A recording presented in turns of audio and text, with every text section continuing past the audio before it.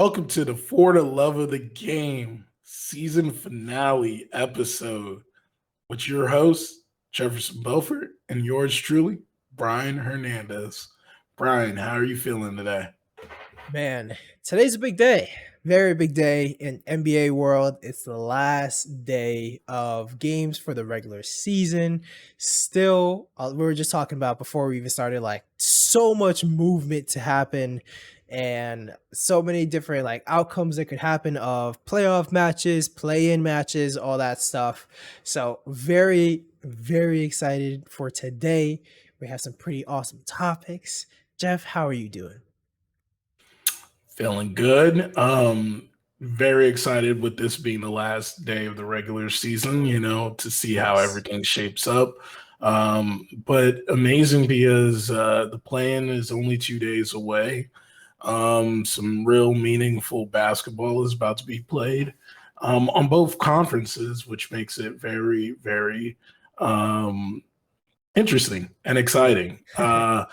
I am I'm gonna keep on saying it. I'm not a big fan of the play-in, but anything that gets us more basketball, I'm not against, right? So Yeah. uh, ready to go. I'm really ready to go for this. I will say with the play, at least the main thing that I like of it, and then like what seems like the reason why they did it is just because before the play, we would have like 15 games before the season ends. And we already know all the matchups. We already know everything. Like people aren't fighting people for for placement, and they're sitting out a lot of their stars versus now like what we've seen these last few years. It's a real like dogfight for who gets the sixth seed and all that. But I definitely understand like your cons that we talked about before of uh like an eighth seed cannot be in the playoff or a seventh seed cannot be in the playoffs and all that stuff. But I'm ready for this episode as well. Right. Perfect. So to go over what our topics are going to be for today is starting off, we have we'll start off with the Lakers. Are they the most disappointing team in history? Next, we'll go into the downfall of the Utah Jazz. And then we'll have, and I thought we would see the end of this conversation, a vaccine mandate playoff edition, and round it all together with the weekly roundup. Brian, are you ready? I am so ready. Let's do it. All right, perfect. Um, so I believe it was on Tuesday.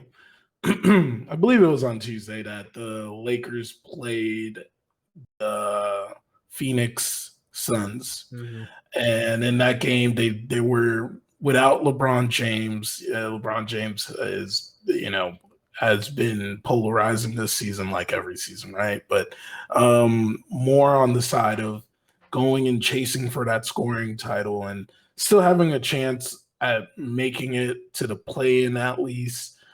They went into that game on Tuesday trying to hold on to the opportunity to be in the play-in. But unfortunately, earlier in that night, the Nuggets lost to the Spurs, who currently have the 10 that had the 10 seed at that moment, and the Lakers needed to have a big game, a win, to save their season.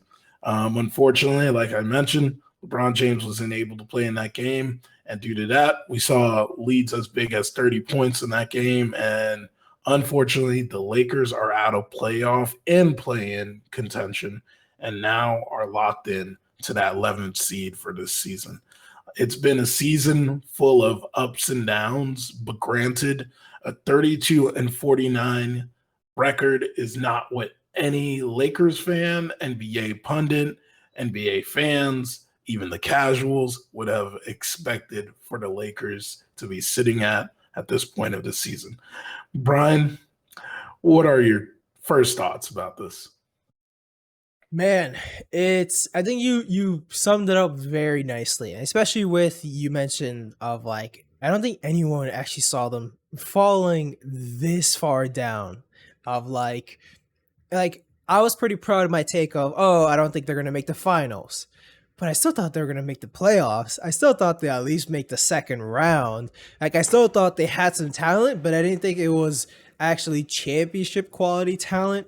Versus, I mean, a lot of other people also just thought this was like the clear title favorites.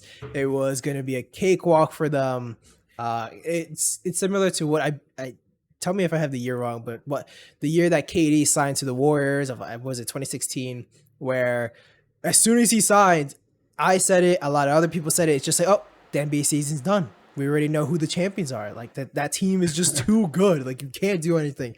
So a lot of people were literally saying like, how is a team with LeBron James, Carmelo Anthony, Dwight Howard, all these guys, all these giant names, Russell Westbrook, Anthony Davis, how is that team going to lose?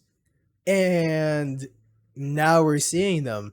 They literally didn't even make the playoffs. And especially as we were just talking about earlier of the play-in, to make the playoffs is essentially your window is definitely bigger than what it's had been before, because you would have to at least be the 8th seed just to even have a chance or anything like that. So now they were the 11th seed, so they didn't even make the play-in, which is so surprising. This has to be one of the biggest disappointments. So I'm just gonna straight up say it. I think this is the biggest disappointment for a team in NBA history, of the amount of talent, name, star power, where everyone thought this team should have been, to missing the playoffs. I don't think there's been a bigger downfall. What do you think? I agree. And I guess the best way to go about answering this question is first, it's going to be hard to pull up Yeah. all of history of all the teams that could have been deemed disappointing.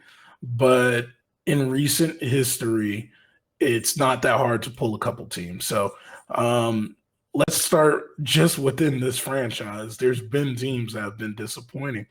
A lot of people bring up that 2004 Lakers, and a lot of people bring up the 2012 iteration of that Lakers team as well. And what I want to say is you can't even this team cannot even hold a candle to what those teams were.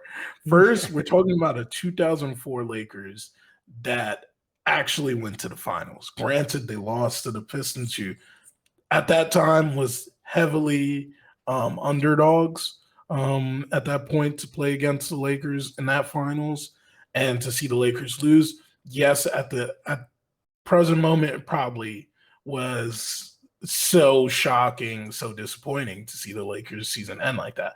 But the turmoil that was happening inside their locker room with Shaq and Kobe coming towards their end, you have an aging Karl Malone trying to put pieces together to win a chip. You have Gary Payton, another aging star on that team. You understand, like, what's going on? Why is this an issue? And at least they made it to the finals, you know? So there's that. That's the first one. Then you go to the 2012 Lakers. Same issues. Same issues that is present with all three of these teams is that there's a little bit of turmoil between teammates. Now the teammates flip a little bit. It's Kobe and it's Dwight Howard, but you have aging stars and Steve Nash. You have aging players like, I believe Luol Deng was on that team as well. And actually they get off the books of paying Luol Deng this season too. Is very interesting. And still, once again, they were able to make the playoffs.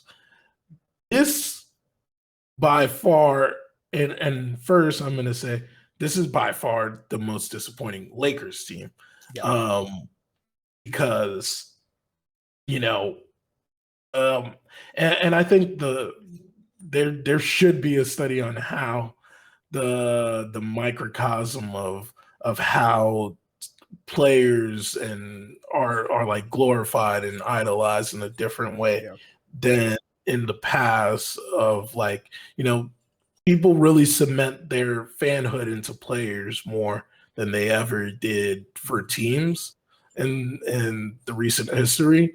So going into the season, we all heard all the talk about LeBron James is not going to let something like this happen again.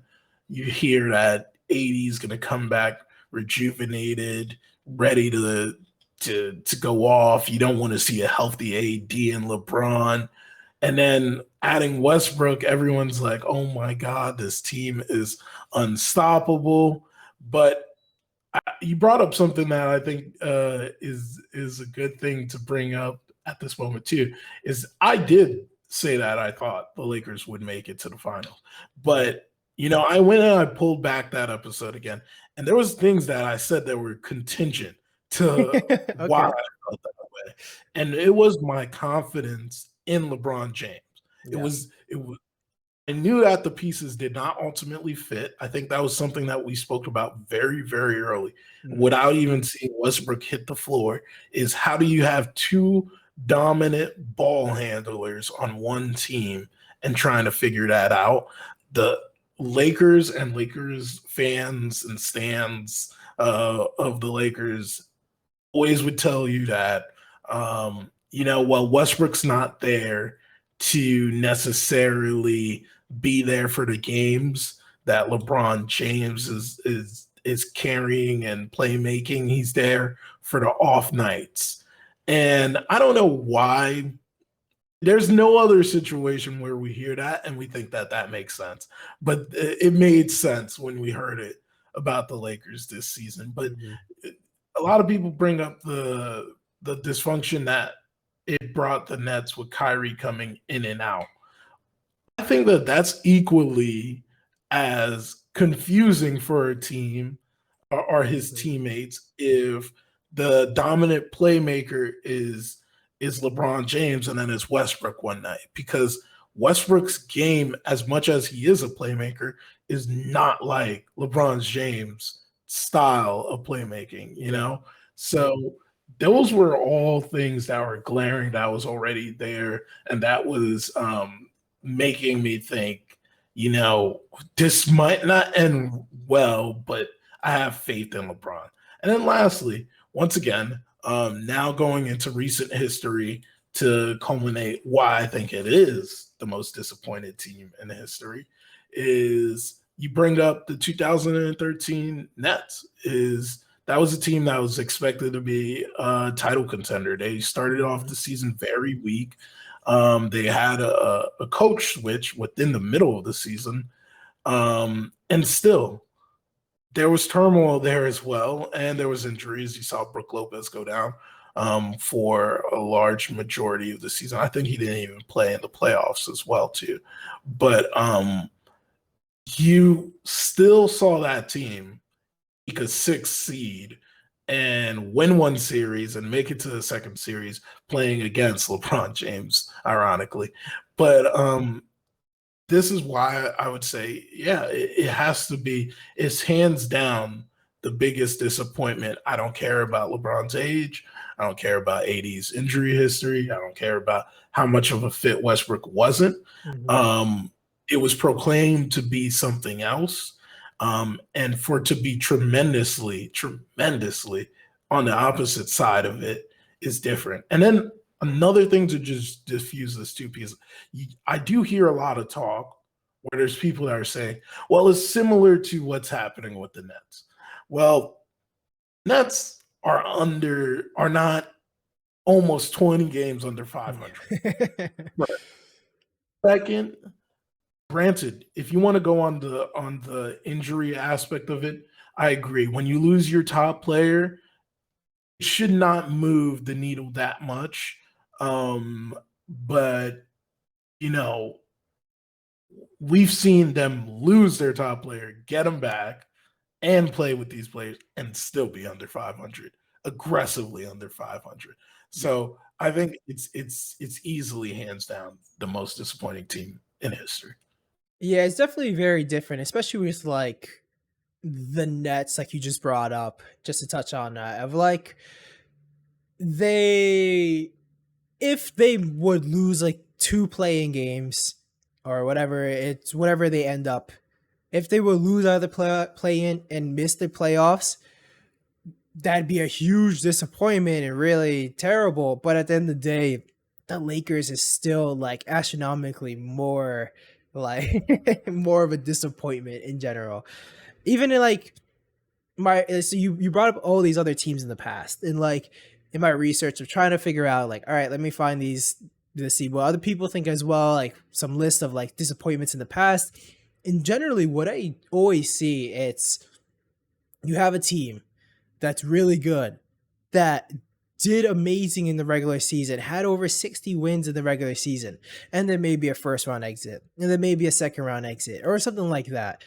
But never do you see like a team with this much expectations to miss the playoffs. I wonder what like I think I saw some things of like if you betted the Lakers to miss the playoffs, it your odds were like astronomical, and like it's just so shocking to see how bad they are.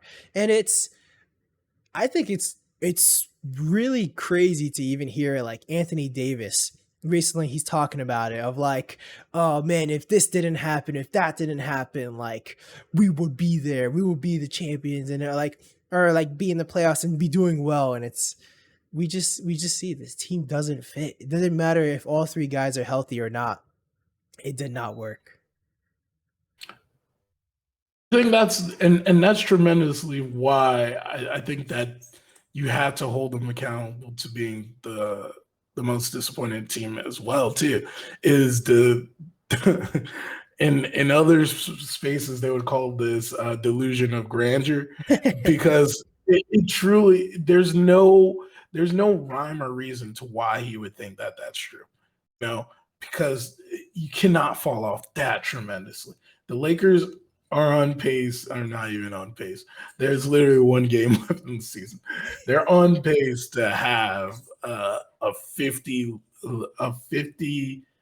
um 50 losses in one season. There was a span of time where the Lakers could do that in possibly 2 3 years, right? And I think another wrinkle that adds to this disappointment, and I wish Brian, trust me, I tried to pull up all of these tweets to watch them like chronologically and read them Yeah. out for you, is to really gauge how disappointing this was of a season, is look at Magic Johnson's tweets throughout this season. Like, like you went from Magic Johnson talking and proclaiming this team to be the champions, that they're going to win like 70 games, that the league is going to have a problem trying to figure out all three of these players, and then slowly but surely he goes to the point of like, well, we were going to get DeMar DeRozan. He called me, and like, what is his problem? Like, honestly, I think it's point to say this at this point, is he wants all of the credit when the Lakers do something great. Hmm. But as soon he seems just like an instigator at this point, is as soon as the Lakers do something that puts them in the front of everyone's eyes for criticism, he's the first one to jump on the TV shows, to do all these segments, talk about his how close he is to the Lakers and their decision making. And like, I was watching the Ryan Russillo podcast earlier this week, and he said something that made me laugh, because it's the truth. Is like, he thought that by doing that most people were going to be brain dead to the thought of what he was saying, and just as a Lakers fan, just go like, you know what, you're so right, Magic. Like, we messed up. Like, we really should have just had DeMar DeRozan and Caruso, and bring Caruso back and have Buddy Hield. But Ryan Russillo was like, for the average fan, the casual fan, they hear that and they're like, yeah, like, let's go and get our pitchforks with the Lakers fans, and go up to Rob and ask for his job. As much as I don't like Rob as a GM too, I'm saying this, but he was like, if you look back at it and you take it to that point where the Lakers were with the DeMar DeRozan situation, they were not going to be able to first what Magic was saying, get back Caruso and get Buddy Hield, because as soon as they made a trade, because DeMar DeRozan needed to be traded, even though he was a free agent, he needed to be traded to a team like the Lakers or like the Bulls, who are already over the cap, over the soft cap. They would be hard capped, right? And for listeners that may not know what that means, is that essentially, if you're in the soft cap, it's you're already over the salary cap. You can necessarily you could sign people under certain Yeah. exemptions, but you're not allowed to sign a max player, right? But what you can do is you can move around money by making a trade, which can net you a max player. And but what in turn happens is that you get hard capped, which means that now you are restricted from making any significant exemptions besides a vet's minimum, Yeah. so that's all you're going to have for the rest of the players on the team. And this was before the Lakers loaded up all of the guys that they loaded up on with vet minimums, right? So would have first brought in DeMar DeRozan, then they wouldn't be able to bring in Buddy Hield because of that hard cap, and then they wouldn't be able to re-sign Caruso because of that same hard cap, and then we would be in the same page. Who knows what DeMar DeRozan brings to the team? I do think Yeah. that he would be a better fit, but it still doesn't mean that they would have won a championship or even at this point, thinking about it, make it to the playoffs, because he would have been full with a roster probably of worse vet minimums than the Lakers have right now. Yeah, I 100% agree. And like, this is why I try to not watch too much ESPN, because a lot of the guys, like, we know giant names and all that, but at the end of the day, they really don't do their homework too much, and like a lot of the things they just say are just completely wrong, and a lot of it at the time is just to get more views and all that. But it's yeah, this team was kind of doomed from the start. Um, but it's just the most surprising thing is just how much they were they actually became doomed, just because yeah, that team should not have been this bad. It's even funny as like a perspective of a Knicks fan. I know how bad the Knicks have been this season. Awful. They've also been a big disappointment, but like their aspirations were like fourth seed versus actually champions. The Knicks actually have a better record, or they're gonna finish as a better record than the Lakers, and that's just kind of so shocking to even think about. Of like, how can even like the Wizards are gonna finish a better record than the Lakers with LeBron James and all these guys? Like, it's mind blowing, and this is where I wanted to come to next. Of Jeff, does this officially cement LeBron's placement in the GOAT conversation? So it's funny you bring up ESPN and then you ask that question, because I think you already heard who Did they already talk? said They that talked about this already. This is I there actually had no was a idea. there was a man by the name of Stephen A. Smith that did mention this, and his reasonings were just asinine. So Where I won't even say why I agree or disagree with what he said, but I think it was already cemented that this conversation was over. I, This just I think everyone is trying to find ways to add to the conversation. I don't care if he comes back next year, mm, is on a bionic leg and arm, and goes 82-0. I think the conversation has been done for a while. The conversation, essentially, in my mind, ended when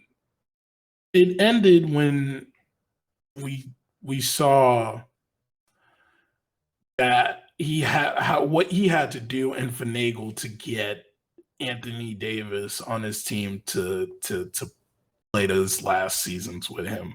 Mhm. And I know this is what always makes it so interesting for me in this conversation is that a lot of people always talk about, well, Michael Jordan never played with the likes of opponents that LeBron James played. Well, the reason why was he just wasn't in the era that glorified that or amplified or allowed for that. Granted, like when you look back at it, LeBron's played the Spurs 3 times, I believe. He's played the Warriors 4 times. That's a majority of his chips. And what is common with those teams is it was all homegrown stars. It Mhm. wasn't like guys that were like pieces put together to win a championship. So when if I'm just going to use that as the example to compare to what MJ was doing, is all of MJ's opponents were homegrown stars from each one of those teams. You look at the Mhm. Sonics, you look at the Jazz, you look at the Clyde wasn't from Portland, but Mhm. he didn't play necessarily his whole career at Portland. But he was, I think he started his career in Portland, Yeah. so I think that counts as well. He even played the Lakers. He played the Lakers in his first one, Yep. where Magic. It was a season before Magic retired because his condition, and then you have Charles Barkley. Charles Yeah. Barkley, once again, not originally drafted by the Suns, but he went to the Suns and made all of those pieces around him work. Yeah. So Yeah. The you Patrick look back Ewing at and the it Knicks. exactly. Oh, well, and that's Yeah. the thing that I always think is so funny that no one brings up in a conversation about Michael Jordan is that Michael Jordan went through a far more furious East Yeah. than LeBron did in any of his title contentions, our title runs, right? So that's never kept in mind. I even we look back at even his run in the bubble. Who did he play that first round? I don't even remember. I know they played the Rockets. I know they played the Nuggets, Yeah. but I can't even remember who they played in that first round. When you look back at Yeah. that, are those some historically like dominant teams that we're talking about? No. And was that Miami Heat team that they played historic? It's historic in the way how young they were, Yeah. but it's not a team that holds a candle to any of his other opponents that he used to play. So yeah, tracing it back to that is like using those those no 7 finals that he had and compared them to what Jordan did, and that's where I think the conversation should have been done indebted at that point because that's where you really get the real meat of the situation. Yeah. No, I mean, I think we've always had the same viewpoint on all this stuff. I guess I was always a little more open to like, all right, if someone wants to make the argument of LeBron, I'll listen to it. And depending on how his career ends, maybe you'll change my mind.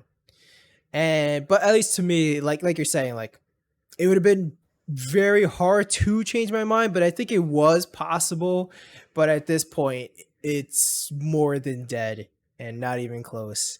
And yeah, it's it's a sad way to see like LeBron's career ending, even though I mean the guy's still playing fantastic, but father time always comes and there's no avoiding it, which is very sad. We had an episode earlier in the season we spoke about this as the Yeah. impact to the game, and as much as the points that he poured in this season, it didn't naturally have the same impact as when he had 27 or 28 when he was on Yeah. those runs with the Miami Heat. Like it's the impact to the game, and is it still being present? Even look at AD 10 years in, and it's almost the same question you can ask him. Is there's really well, I think there's a question to be argued that AD's whole career has not made an impact to the game. He's just found a point in his career where he's been with someone that has that impactful to the game that his efforts look a lot better. Yeah. No, I agree. And then even just like looking at the downfall of Westbrook, and like we thought it wasn't gonna fit, but we didn't think Westbrook was gonna be this bad. And like I saw this stat of like 295 turnovers Westbrook had, and he only made 188 jumpers. And it's just so crazy of like it's even pretty funny. There's a follow up to this post I saw on Twitter of like, out of 66 NBA players who attempted at least 500 jump shots this year, Westbrook ranks 65 out of the 66 in shooting efficiency. The only player that's worse than him is Julius Randle, which hurts, but Westbrook has been just awful. We've seen the terrible misses left and right. The highlights are the lowlights of that. It's pretty crazy to see how bad this team has been. I said it, I think, in the middle of the season, is that they're the meme Lakers again, and Yeah. they found a way to become the meme Lakers again. Yeah, it's even to like piggyback off what you're saying with Magic Johnson, of like, if you look at his tweets and the evolution of them, just look, there's so many compilations already of like the evolution of Lakers fans tweets and all this, and like throughout the season, even seeing like LeBron saying like, oh, don't, sorry Lakers, Laker nation, like we're gonna do better, I promise. And the next they're still just terrible. Yeah, that was like in January. I remember that one. That was hilarious. So, oh man, really crazy. But do you want to move on to our next topic? Yes, I am ready. Cool. So, the next topic is about the downfall of the Utah Jazz. And maybe this is a little bit early because maybe they can turn it around, but over their last 10 games, they've not been so good. They are 3-7. They're starting to become. We've been hearing the rumors of the turmoil. Quinn Snyder had to officially address it and like shoot it all down that everything's okay. But whenever it even has to be addressed, when there's smoke, there's fire. And so right now, Utah Jazz have a record of 48-33. They're currently seeded as the 5th seed, but they're tied with the Denver Nuggets, so could still be some movement there. Utah, we've heard also the reports of Donovan Mitchell of this offseason. If Donovan Mitchell, if they have a first round exit or anything like that, severely underperform, this could be the season where he performs a Harden-esque, or whatever you want to call it, type of force his way out of his team. Jeff, well, one, let me ask you, like, what do you think about the Utah Jazz, how their season has been, and where they can even like go forward, and like, and all this, please. Well, first, it's disappointing compared to what they did last year. Yeah. Not in the playoffs, but I mean for the regular season. They went from being one of the most surprising teams to do what they did last year to now one of the most disappointing teams. Not for the same reasons as the Lakers, but disappointing in the way of like how this is unfolding and unraveling in front of them. And honestly, I think one thing has to be said about this whole thing is, man, like, and it's like to Donovan especially, is, man, you gotta man up. You can't be a baby about some of these things. Like I can see that some of this is still stemming from the situation they had in March of 2020 With Rudy being, the guy that broke the league and sent us all into COVID.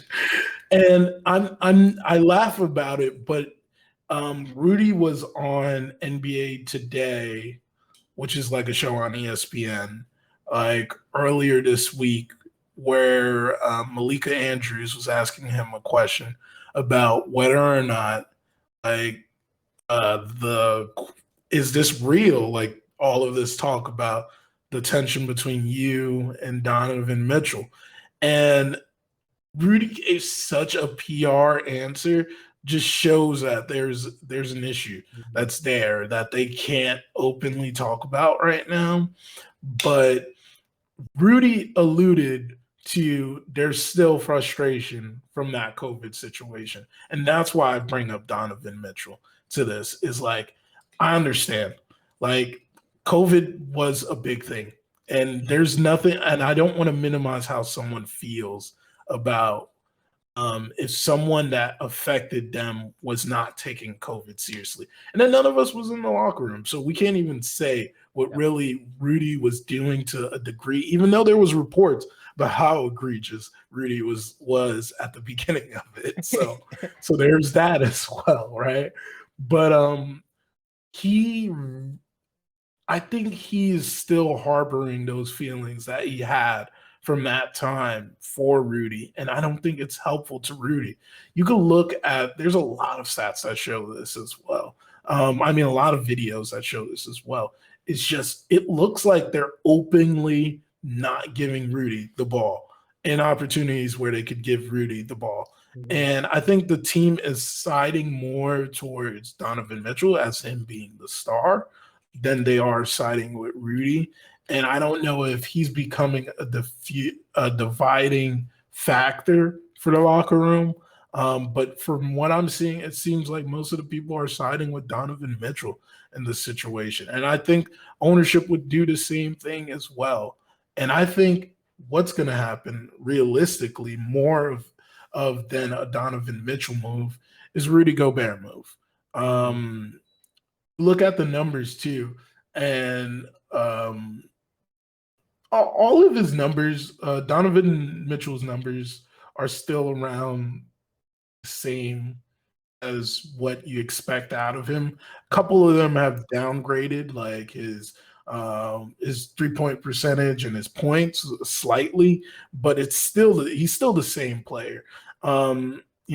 Ryan Smith and Dwayne Wade and the ownership group that came into Utah did not come in there just to give up on Donovan Mitchell. And then we all know about Mr. Danny Ainge now being a factor into this team. So I very well, and man, honestly, buckle up, Brian. Here's a trade that I think could happen. Okay. Um, our mock trade that I'm throwing out there, but I think that the the Celtics could very well tap Danny Ainge and gauge interest around what is there in a trade for getting Rudy Gobert. And maybe, I don't know. I don't think they'll part ways with him, but maybe they put a package together that includes someone like a Jalen Brown, because I think it's about time Yeah. that they separate the two of those guys, because they're just too comparable in how they play. I just don't know if he's too comparable to Donovan Mitchell as well, but um I do think that it's time for them to start looking around and see what package they could get for Rudy Gobert. But just to be spicy, I thought of a Yeah. mock one to throw out there. I like that. I actually like that one a lot. Because exactly what you're saying of if you were going to trade one of the two, which we already see a bunch of reports of like the Mavericks are interested in Rudy Gobert and like all these other teams are getting interest because hey, there could be some movement, there's some turmoil and all this stuff to underperforming. I mean, both these guys are under contract till at least 2024 and I think they have player options until 25 and 26. So like they don't have to do anything for a long time.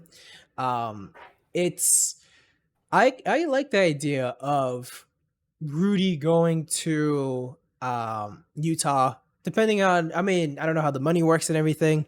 I assume you're probably adding Time Lord in there as well, just to make some room for Rudy. Uh, that's actually probably pretty intriguing for both teams. Another one I've been hearing from like other people that could be like intriguing if they were decided to move away from Donovan would be more of like a Miami Heat. If like the Miami Heat wanted to do anything where they're gonna have to pay Tyler Hero all this money if they want to package him in a trade and do all this other stuff, like that could be something. I don't know. Brian, let me diffuse that for you All right right. now. Is that I live in Miami, Yeah. and there's no way in hell Miami is allowing that to happen.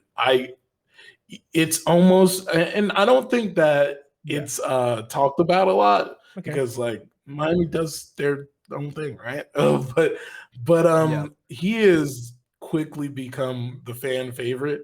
You could go to a game at well, at a Heat game, Yeah. and he's the everyone has a Tyler Hero jersey.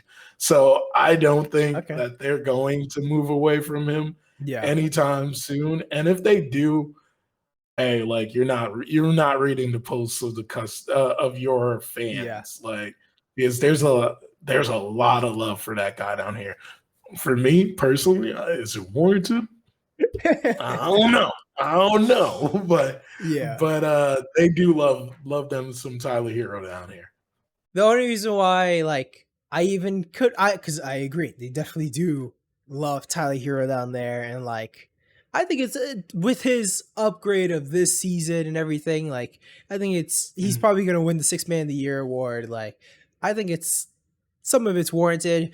Um, the only thing though is Pat Riley is the man who makes the decisions, and Pat Riley doesn't really have much loyalty. And hey, if he thinks he can improve the team, I think he's going to do whatever it takes. And that's where it's like there could be a little something there. Um, but yeah, if I was the Utah Jazz, I would definitely rather move Rudy than Donovan. We all know of like how unimpactful centers generally are to the game, and they're the most replaceable position. So especially like a center that doesn't shoot threes, like a Rudy, who's mainly just your defensive anchor. I'd rather move him than Donovan. Um, but man, Utah really. I was looking at their payroll, and like they really don't have a lot of flexibility. They Yeah, they're they're completely capped out. All their players are also their main players are signed till next year, and it's a lot of their assets aren't really looked upon. I would imagine around the league as like favorable assets, like a lot of their players, just because of they play well within the system. Like the system in general makes these guys all better players.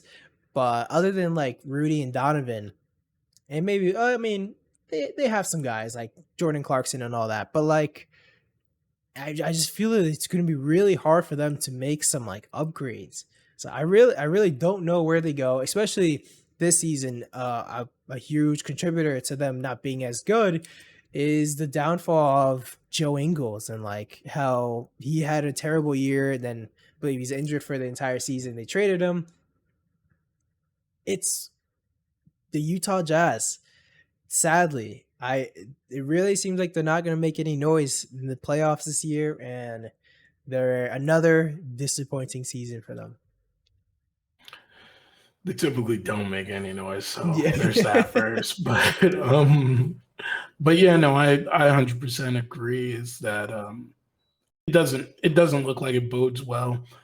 We've had conversations before, even the creation of this podcast, when we would discuss, because I think this happened at the same year, is the True Holiday and the Mike Conley trade were done at the same around relatively the same time. And you cannot, I think that it's good to look at it in this way. Is like you cannot really talk about the impact of a trade until you have time for to let it breathe. Yeah. And this is one of those moments now we're looking back at it. Initially, Mike Conley looked like it was such a great trade to bring in, and the reverse of it is like I remember when the Bucks brought in Holiday, and I'm like, what does this really change for them or anything? But ultimately, we saw what both brought to the table when it was playoff time, and one greatly impacted and changed the situation for their team, and then one got injured, you know, Yeah. and one's typically injured. So, like I was mentioning, is that you gotta let these trades breathe, and I think it's for the same reasons why Donovan Mitchell should. Everybody's all concerned about their legacy nowadays. Yeah. So, um, and I think there was a time where I remember watching something where Charles Barkley discussed that, saying that players now think about that way more than Yeah. anyone in my generation thought about their legacy and their brand and their lives, right? So I can't outright tell him like to not focus on that and Yeah. keep that in consideration. But at the same time, I do think that you have to allow the Jazz with this new management, this new boss on top with Danny Ainge to figure out something to make this work for you. Or tell them that you need a seat in the room to Yeah. understand what their thought process is, and then Hmm. see what it is there, and then you make your decision. But it's all good because he's good. He's just gonna be a Nick in like about 2 years, so Oh my god. it's all good. I would never believe any of these reports ever again, because every single year we hear like, oh, this guy is gonna come and this guy is gonna go to the Knicks and this and that, and this person, their number one option is the Knicks, and it's never true. Never ends up, or maybe if it even is true, like it never even happens. So I'll believe it when I see it. At least to touch on real quickly of the legacy portion you talked about with like Charles Barkley. I don't think it's really to like a player's fault, and mainly because the reason why I think the whole legacy thing comes up so often is because of things like this, of where technology has come since then, and social media, and people all over are able to talk about things like this like we are right now. This was never really a thing. This is barbershop talk back in the day or whatever it is. Like these opinions are never would get to the players like they do now. So Yeah. that's why like it's a big thing players would think about. To finish off with this, we talked a little bit about like, oh, they can do this if they want to trade Rudy or Donovan or whatever. Do you think the Utah Jazz will make a move this offseason, move one of them, both of them, move none of them? What do you think? I think they're gonna move Rudy. They'll find the most favorable situation. Um, let's be honest. You look around the league. There's not a lot of movement to be made for any team because, it's funny how we talk about these guys' salary situation. It's not flexible, but literally every season, it's starting to see more Yeah. and more that every team is in the same situation, and it's going to be moving around some pieces that you ultimately don't want to move, Yep. but may be a better situation for you. And that's where I think, like I said, good fit is like based off player, his Hmm. style, who he is. I think he fits in tremendously well with what the Celtics have and Yeah. what they're doing. I think another good team to consider for his talents as well is, put him along the likes of, um, and I don't know why this team's now slipping my mind, but I see a world where Memphis, Memphis could try to put up because they have a abundance of young talent that they could put together and send in a package to to uh, to the Jazz to get something back. And I think that as much as I do like the defense that Memphis has, but I do think that Rudy Gobert would be an tremendously a greater upside on the defensive side of Steven picking up Adams. there, yes, picking up after Steven Adams on the chase down, not chase down blocks, picking up on the help defense, Mhm. making sure that the game's a little bit easier for guys like Ja. Because let's look at it and let's be honest, most star players do not play like top level defense, and the Yeah. reason why they're able to get away from that is the reason why Donovan Mitchell is able to get away with it is that they have a guy like Rudy Gobert to clean up their mistakes, their Yeah. deficiencies on the defensive side. So I think that would be tremendously better. And think about if John Morant could rest 5 to 10 more possessions a game, what type of Yeah. player he would become. You know? That definitely is pretty interesting. I wonder how Memphis would feel about it, mainly of like cuz like you're saying, there definitely is a huge upside in their defensive potential and they already are a good defensive team. But like Steven Adams, I believe he should still be the best offensive rebounder in the NBA. So I wonder if they value that even more.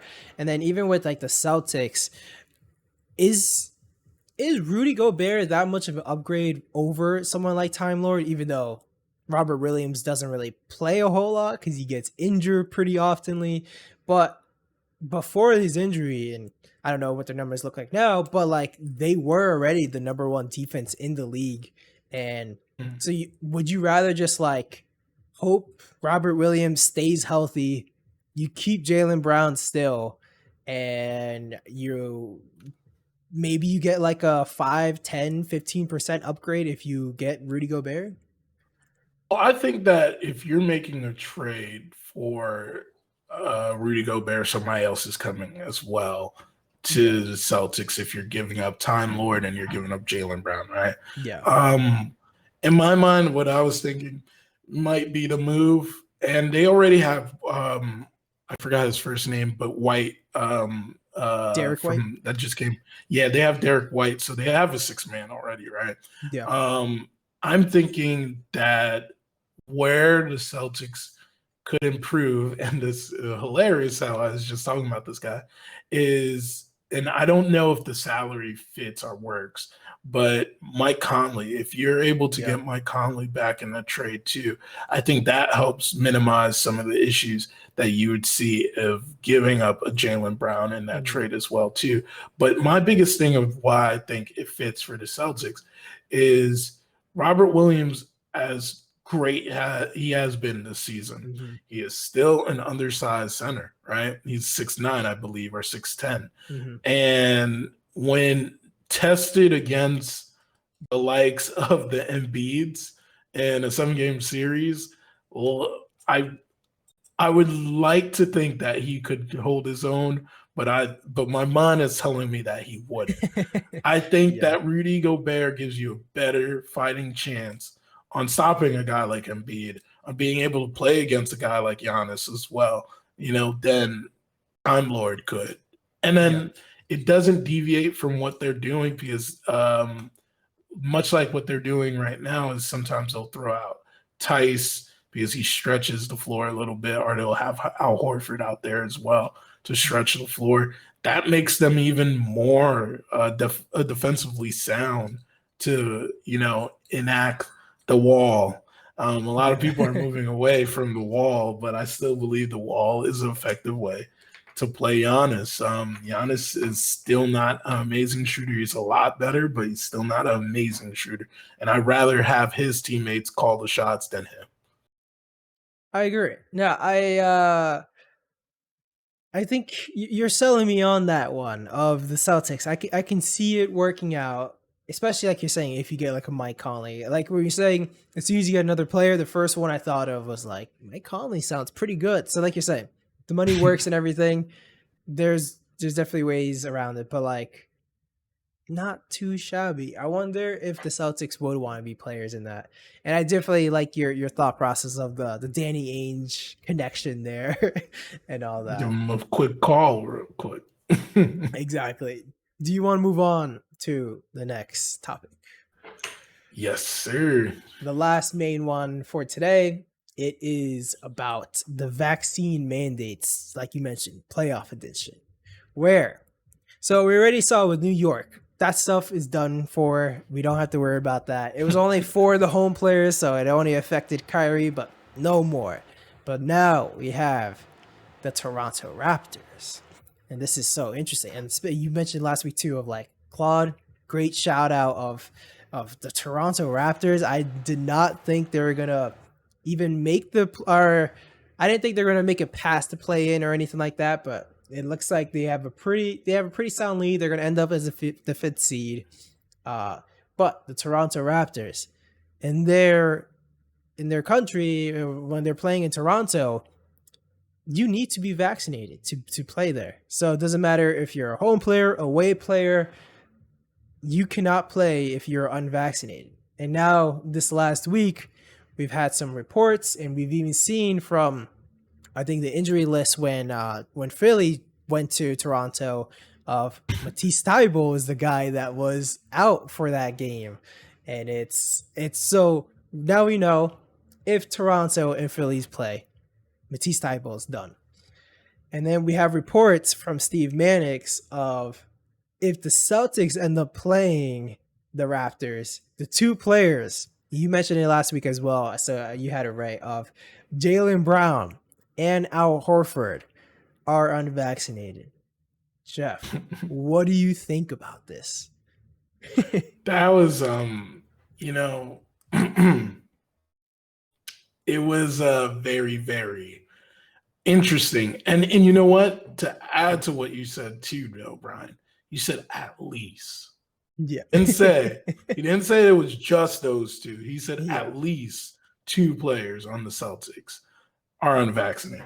So Joel Embiid used this tweet earlier this year. So it was a tweet that I thought about when I started hearing this. Is the guy where he's like hands clasped and he's at a funeral and he's at his haters' funerals. That's how I felt when I heard this news because of all the information we had to go through with the Kyrie situation. Yeah.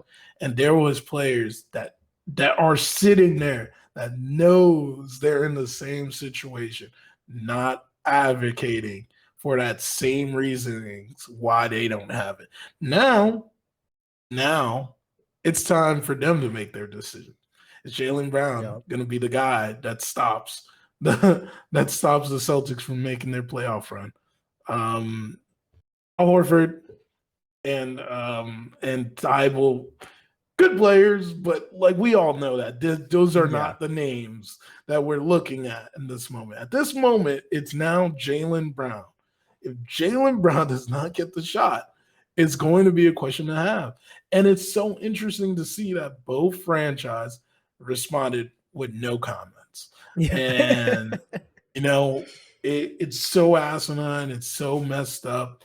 It shows how it felt like a witch hunt, and it just reconfirms that it was truly a witch hunt when they were coming after Kyrie because only his city was mandating such a thing, right? Where he was now being ostracized and affected by this. We saw someone brought a very interesting aspect to it is when the Harden trade was going around that Thybulle was one of the names talked about. Yeah. So now it makes more sense why Thybulle wasn't thrown into that trade too, because he also is unvaccinated, and you'll have to deal with another individual that's unvaccinated on your team and have to hear that all the time, right? So it's very, very it's very, very telling that uh, for these two teams, how they could not have. I mean, their players, it's not the teams. Yeah. Their players not standing up or being on Kyrie's side, knowing that they're in the same boat, is why I have no sympathy for this situation either. But I will say this is where I am upset about this is that the league, and there's always some inherently some way there's favoritism one way or another. And Yeah. sometimes it's not the league's doing, it's just how things have to play out. And last year, that was when Toronto had to play in Tampa. That was not fair to Toronto at Yeah. all. Hmm. They had to manufacture a fan base in a city that's like 1,000 miles from where they play. and most of those guys couldn't even see their families during Yeah. that season, which made it even more frustrating for them, right? So I feel for them on that side. But now to bring it back to Toronto and have this looming over the season is going to be an issue.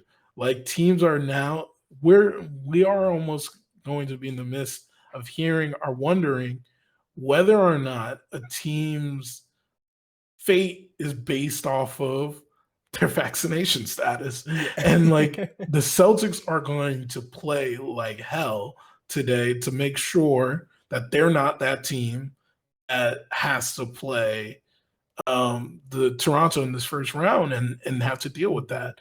And then likewise, Philadelphia is keeping that same thing in mind as well too. But Boston controls their destiny, so if they Yeah. win, they win out, right?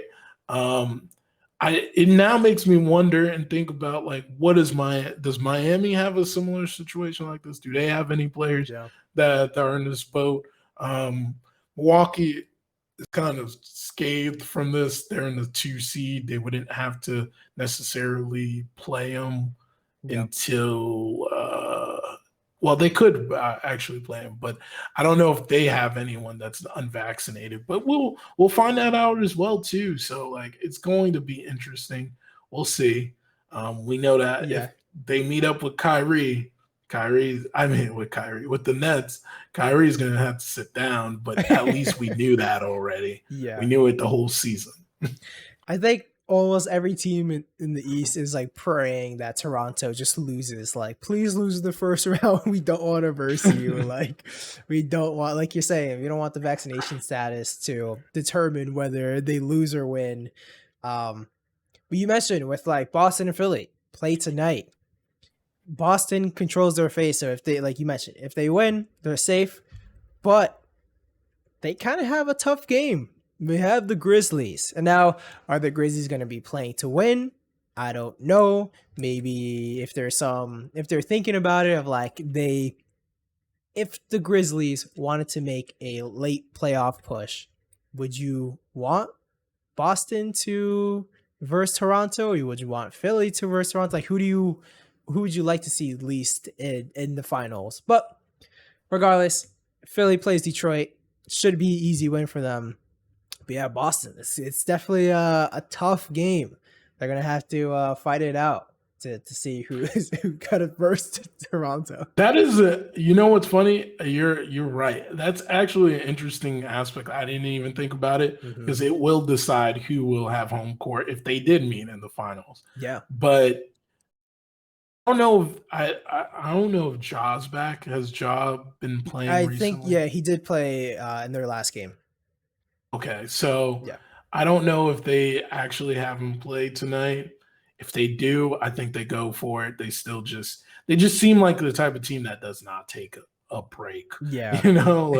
Like our traditional sitting players out in that sense. Like when they know that they could go. Yeah. But yeah, it's going to be an interesting game. It should. I want, for selfish reasons, I want the Celtics to lose and then have Philly fall into 3 because I think I've said this. I said this last week as we were ending the pod. I'm gonna say it again. Hey man, if you want to be the best, you got to beat the best. So I know the Nets now have to go through the Milwaukee Bucks, and they have to thoroughly show Mhm. like why they think they could go to the finals, right? I was actually one of those guys trying to shy away from a matchup like that early on, but I think it's the best thing for them to do that. But granted, I will say I would rather have the Celtics in an Eastern Conference Finals than play with them in the second round. Yeah. If they make it there, but No, I agree. I agree. And definitely like you're saying of if you like at first of not wanting to play Milwaukee, I don't think anyone will follow you. I don't know if there's really anyone that like aside from like the Nets, I feel like could match up really well and like actually have a chance to take out Milwaukee, but we'll see what happens. There's still a lot can happen, but uh you want to move on to the weekly roundup. yes, I do. Cool. So, weekly roundup, nothing too crazy. There was a few news things that I did want to get your take on. So one being there's a report, I believe from Shams, that the Pacers are actually going to be looking to trade Malcolm Brogdon this off season. So Jeff, what do you think about that? It's so dumb because I remember us earlier in the season talking about like the reasons why they couldn't bring in a point guard Yeah. that could have helped their situation because of Malcolm Brogdon. And I don't know why the name is slipping me who we were thinking about at that time. But now it's just like, man, the Pacers should just blow it all up. It doesn't surprise me. They should just blow it all up and, try to reset with some better draft picks. And, here we Yep. go again. I think so. What it feels like what they're actually trying to do is more like a retool because, of course, they had Sabonis, they had Brogdon, they had all these guys. So far, Tyrese Halliburton has been looking pretty good. He's been looking pretty fantastic for the Pacers. They still have Duarte, who is a pretty nice surprise this season. So then, like, you're trying to think like Malcolm Brogdon, although he's a guy that's very injury prone. He does not play a lot of games for his teams, so that's something to think about. But like, I'm guessing they're trying to upgrade in some of these other positions versus you already have Halliburton, you have Duarte. You probably want that to be your backcourt of the future. Doesn't leave a lot of room for Brogdon, so it makes sense that they want to trade him. But it also, if you think about it, didn't they just extend him? Like they just extended him. Now they're trying to get rid of him. So that's something. They're just it's like they're so fickle. Like Yeah. teams are so fickle nowadays with like how they're going to treat their players. So that's what makes this so interesting. And like, and Brogdon I feel bad for Brogdon in that sense, but like, hey man, like if it gets you to a better situation, Yep. hopefully I'm happy for you, man. No. Exactly. There was also a report that the Hornets were going to be one of the teams to watch out for if or to trade for Westbrook. I What do did you see think? that. What do you think about this one? Um, so I will say I don't know why. That's the first reason Yeah. I would give. Second is with that in mind, how does that change everything for them? Honestly, and I was going to say it during our Lakers segment, but I think it's best now, is like I really think about this more and more as we see Lakers season end like this. Um, he should have really landed with the Clippers because I think that's a more natural fit for him Mhm. than than where he is right now. Because you have two stars that necessarily don't need to be on ball Yeah. stars, and Westbrook is clearly an on ball guy, and the type of play, the type of player he is, I think fits more into who those two guys are than with LeBron and AD, Yeah. and that's why, like, I think it would be it would be beneficial.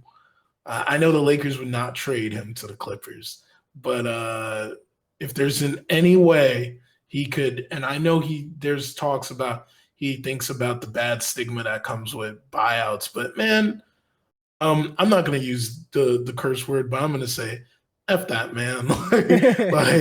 like, you need to find a way to get you closer to getting a chip, man. Yeah. And I think the best way for him finding himself to the chip is finding his way out to the Clippers. I like that. I actually like that fit a lot. Like you're saying, how does he actually get there? I don't know. I think Westbrook is probably one of the most untradeable contracts in the NBA right now. Really, the only one that we always think about is like you have Houston over there, like with with John Wall. Like, hello, we're still here if you want to trade. He just picked up his $47 million option or whatever it is. Like, if that trade happens, there's gonna be a rule that's made that you cannot trade the same player over. like just keep swapping. at this point, it's just gonna be hopscotch with these two guys for the next couple of years, because I don't know what the Lakers expect John Wall is gonna do to change what they have over there. They're not a good team, and it has nothing to do with just Westbrook and some of the playmaking that he does. Our play decisions that he makes are the lack of basketball IQ at times he has.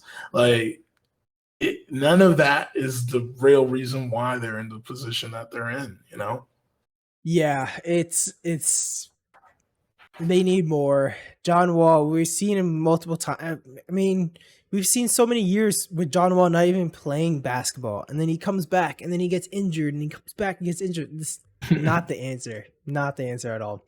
You touched on of like the fit even in Charlotte makes no sense. Of you have Westbrook, extremely ball dominant. You have LaMelo Ball, who you want to be extremely ball dominant. You want the ball in LaMelo's hands. This is where the magic happens. I don't understand the Hornets trying to continuously get more and more guards. You already have Terry Rozier. You have all these other guys. You just drafted Book Knight and all that. Like, you just let LaMelo be the point guard. Don't get any more guys. Like, it makes no sense. That's a weird one. We'll see.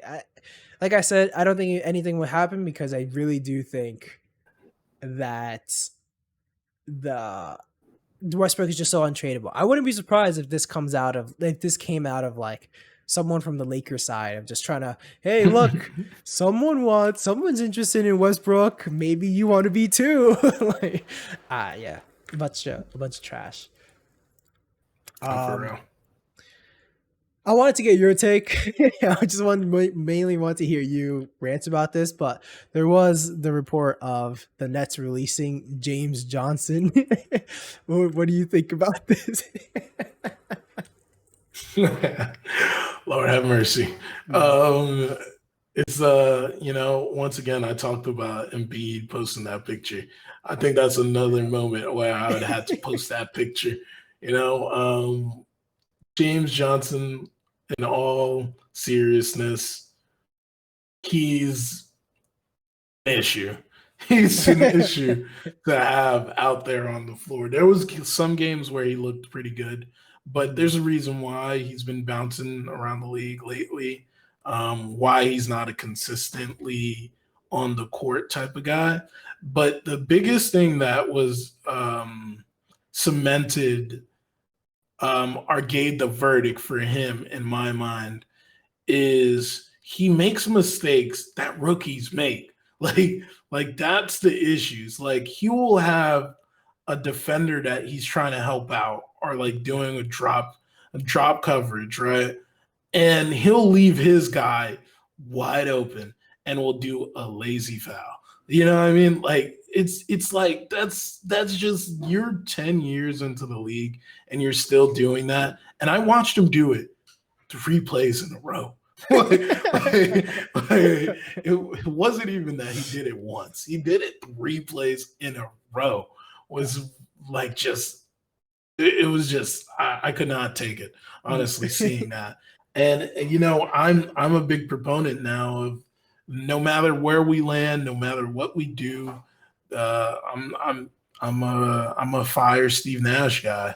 I don't hate the guy, don't hate his NBA career. Just his coaching career is not one that I'm a fan of, you know, and I think that it's time to start looking elsewhere.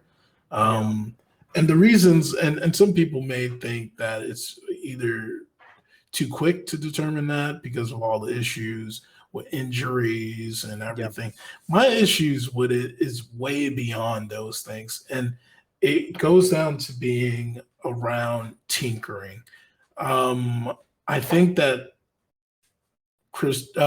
Steve Nash is tremendously too fluid in how he wants the lineup to be. Like it will be, and like I said, I know people get injured, but there's no continuity at all in who's going to be on the floor, and that's not a problem that just happened this season. That was something that happened last season, Yep. and that's why it became an issue too in the playoffs when a guy like Harden goes down or a guy like Kyrie goes down because there's no real consistency to say, hey, you know what? This is a guy that's been proven when someone went down that we went to and he's been able to pick up the slack. No one will know how to answer those type of questions. Patty Mhm. Mills picked up a big brunt of the lineup this year. And I think if there was more options for Steve Nash to choose, you would have saw him moving around a lot more. But like you would probably see half of the games that Patty Mill would have started if there was another competent guard, they would have put someone else there, you know. And beyond the tinkering, it's in-game feels. Like my thing is Steve Nash, and this is what always gets me so frustrated with him, is like Steve Nash was on the court general. You know what I mean? Like Yep. he was able to sniff out everything, like when he was playing, right? Why is he not able to do that as a coach now? Like there is stretches in the game where you see someone is off, off, Yeah. and Steve Nash will keep him in the game the whole time. And this now ties back into the James Johnson situation. And ironically, the last game James Johnson ever played with the Nets is someone brought up on NBA Twitter, you know, that there was a play where KD yelled at James Johnson and essentially told him, and I'm gonna leave out the curse words, but he said like stop complaining and get back to playing basketball, you know? Yep. And this is in the midst of James Johnson starting the fourth quarter, looking horrendous, and staying on the court the whole fourth quarter. I was so upset when I saw that. Is timeout after timeout. I watched three Yep. timeouts in that fourth quarter, and not once was there even a moment to think that James Johnson was leaving the court. Yep. And I understand there was a couple guys that was injured that day, but you needed a guy to spark plug the team, and you chose to keep James Johnson out there. Granted, Patty Mills wasn't playing well either, and he was still out there as well too. So that's a little bit more into the Steve Nash pile. But James Johnson, like, it's good riddance, man. Like, you had a good career and good enough career. If you find another home, I'm happy for you. And kudos to you, man. I want to do a quick follow up question of like, if the Nets won the championship this season, you still want to fire No, Steve Nash? no. No. Yeah. Oh, Okay. wait. Okay. Yeah. Yes, yes, Yeah. Yeah. yes. Okay. You still I want to fire? thought No. I don't know why I thought the question was give James Johnson a Oh ring. no! No! No! No! because he was gonna be, that's an automatic no. He's not getting one. There's another James that's not getting one if we went to. I don't even need to say his last name, but all James that were part of the Nets, if that happens, are not getting that. That's funny. That's really funny. But yeah, you still want to fire Steve Nash? Yeah, no, I think yes. I think it's a little bit of. I think he needs to feel the pressure. Yeah. He needs to feel the pressure that it can happen, just like Mike Budenholzer had last year. Yep. But I do think we could benefit from having a more established coach. Like, there's a lot of the issues that come from where the Nets are is because we just don't have an established coach that is figuring things on the fly. And the two, and it just shows how much of an indictment on like how that first year was largely not Steve Nash, was the fact that when Mike D'Antoni leaves, how much the game changes, and when Ime Udoka